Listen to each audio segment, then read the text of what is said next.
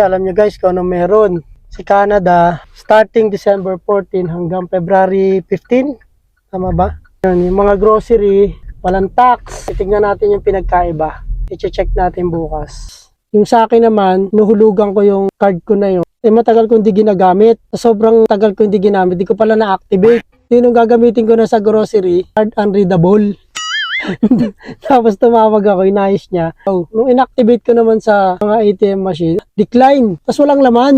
Nawala yung laman. Oo. Ay, pag-usapan natin yung mga update na meron dito sa Canada.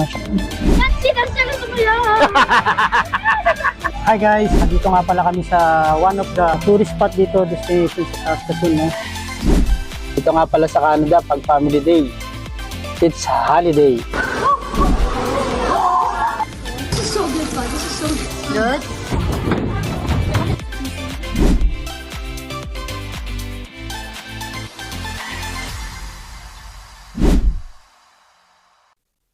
Guys, welcome to the vlog. Tatapos lang ng bandi Kuya Alex kanina. Galing kami doon, school niya. Pagod din, ang daming pagkaganto talagang lapit ng mag Christmas break. Mag-Christmas break na sila next week. Hanggang at 20 na lang sila eh.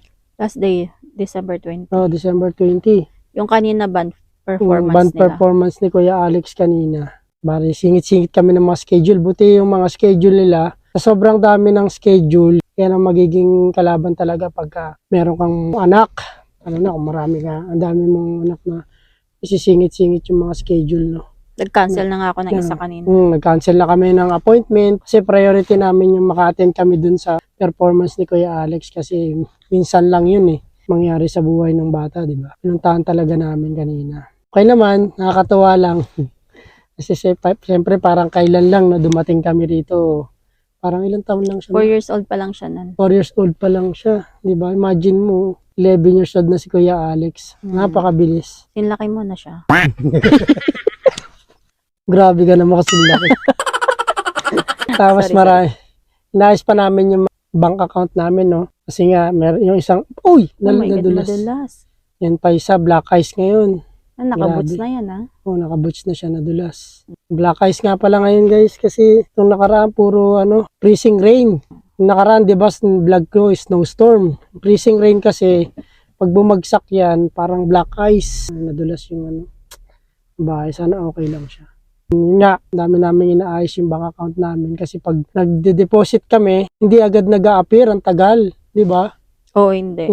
Kagaya nung sa akin. Oo, kaya Ilang araw ba yun? 3 days ata? oo, 3 days bago nag-appear siya. System ng ng mobile app mo. Oo. Tapos, yung sa akin naman, nuhulugan ko yung card ko na yon. Matagal ko hindi ginagamit. Hulog lang ako ng hulog, di ko ginagamit. Sobrang tagal ko hindi ginamit, di ko pala na-activate. Yung gagamitin ko na sa grocery, card unreadable. Tapos tumawag ako, inayos niya. Sabi niya magano daw ako, activate ko daw. Nung inactivate ko naman sa mga ATM machine, siya, decline. Tapos walang laman. Nawala yung laman. Oo, sabi ko ganun. Kaya sabi yung tumawag ako, sabi niya punta daw ako sa branch nila. Buti may branch na sila rito. Dati kasi ang branch lang nila sa saan ba yun? Yung nag-open tayo na. Parang sa mall lang mismo. Oo, hindi. Wala pa silang branch. Kabilang parang ibang province. Calgary ba yun? Hindi, dito lang din. Regina? Oh, yeah. Tama rin. Nga pala. Saskatchewan pa rin pala. Yun, tapos nung open, sabi niya pumunta raw ako, meron siyang branch. Meron na pala silang branch dyan. Malapit dito. Punta ko ron, nagre-reklamo nga ako. Ako sabi ko, bakit ganun? Nagwi-withdraw ako ng 5,000 hindi ko daw mana. $5 lang pala laman.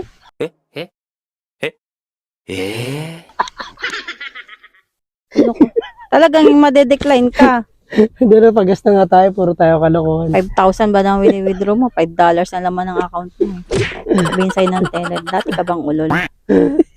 Isa yan, sobrang tagal ko pala di siyang ginamit, ganun ang nangyari. Kasi ma-deactivate pala yung card ko. Pero hindi na maganda, hindi naman nawala yung laman. Hindi rin Na $5. $5. Yabok. Grabe ka naman. Ang tagal ng card na di mo ginamit, tapos yun lang inipon mo. $5. Ano, 25 cents? Yung mga napupulot mo sa sahig, no? Iniipon mo ron. Pagas ka na muna doon. Magpagas muna tayo guys kasi mura gas ngayon eh. Okay guys, balikan ko kayo ha. Wait lang ha. Okay guys, tapos na ako magpagasolina. No? Ang baba kasi ng gasolina ngayon. Kasing baba ko. Mababa yun. Baka marami maniwala. Magpagas lahat kasi yung baba ko. Uy, yung baba ni Jerry. Ang dami nagpapagas ngayon kasi sobrang mura siya. Ayun, 137 from 156 no. Tapos narinig ko mga kasamahan ko nagrereklamo kasi taas na naman daw sila ng rent. Nung nakaraan binablog namin yung rent is nagtaas. Ngayon dapat kung kailan bumaba yung gas dapat nagbaba sila, nag-adjust sila ng konti no. Balak pa naman sana namin mag-grocery ngayon. Nagpag-decide kami ni Mrs. na wag muna mag-grocery. Kasi alam nyo guys kung ano meron. Si Canada starting December 14 hanggang February 15. Tama ba? Yung mga grocery walang tax, kaya bukas na kayo mag-grocery para maganda. Titignan natin yung pinagkaiba. I-check natin bukas. Gagamitin namin yung mga gift card na nakuha namin. Titignan natin kung talagang may pinagbago yung mga presyo, grocery, kasi walang tax yun eh. Siguro walang pinagbago. Konti Pag magbabayad ka lang, kasi additional ba ano yun eh. Expenses yun pag nagbayad ka, di ba lumalabas din yung mga tax no? Sa resibo. Kaya medyo tumataas yung binabayaran mo. Wala nga tax. Ayan. Paulit-ulit, wala nga tax. So, ma-record mo na lang. Kasi replay na lang natin. Paulit-ulit eh. Wala nga tax eh. Palit mo eh. Pero yung isang tax lang ata yun. Isang tax lang ba yun? Oo. Hindi ko matandaan kung yung Titignan natin sa resibo. HST ba or bukas, GST? i-check namin yun. Mag-grocery kami. Titignan namin yung resibo kung talagang walang tax. Sige, ulitin mo. Isa pa. Bukas tax ulit pag-usapan. Dito kasi sa Canada guys, ang tax talaga dito talagang malaki. Lalo na kasi depende yan sa province, no? Sa Alberta yata isa lang ang tax nila. Dito sa province namin, dalawa. Oo, dalawa. Isang federal tsaka isang Provincial. yun. Kasi, pero okay naman, worth it naman kasi, magagamit mo naman talaga. Tulad niyan, di ba? Na hospital yung asawa ko, wala talaga kaming nilabas na pera. Gagamit naman siya.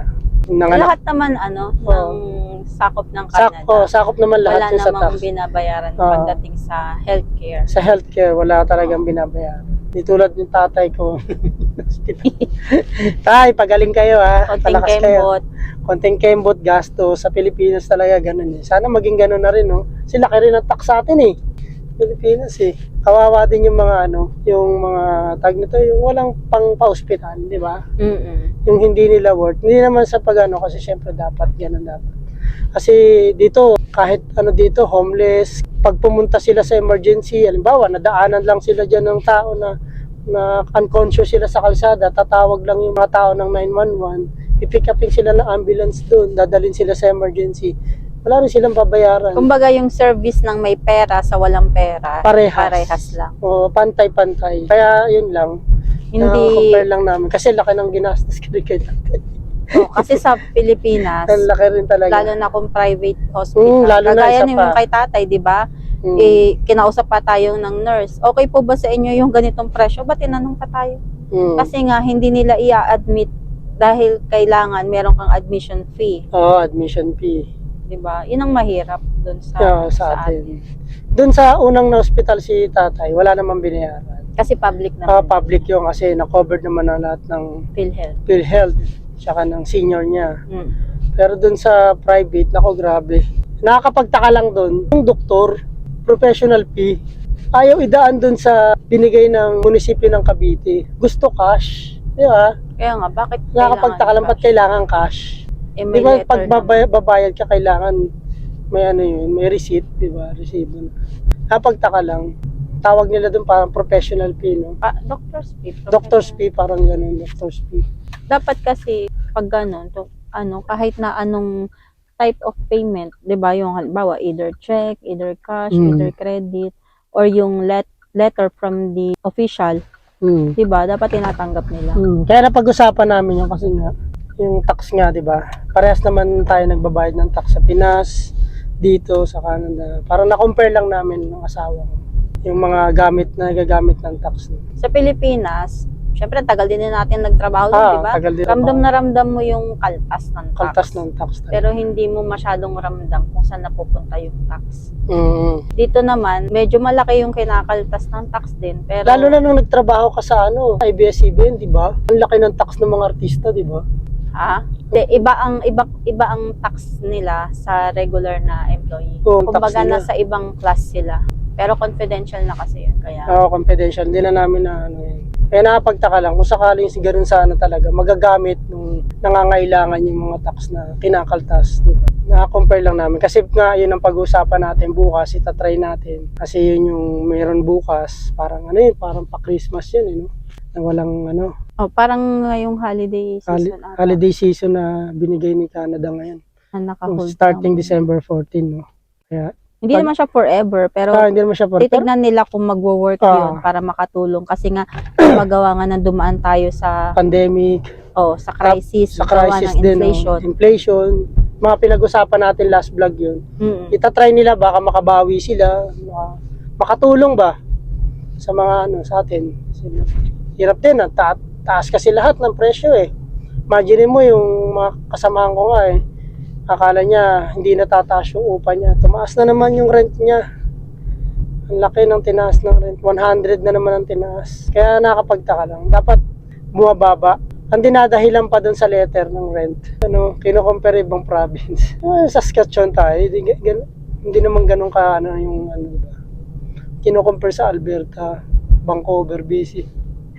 Magkaiba naman. Ba't ganun yung diba? Budget ng per province.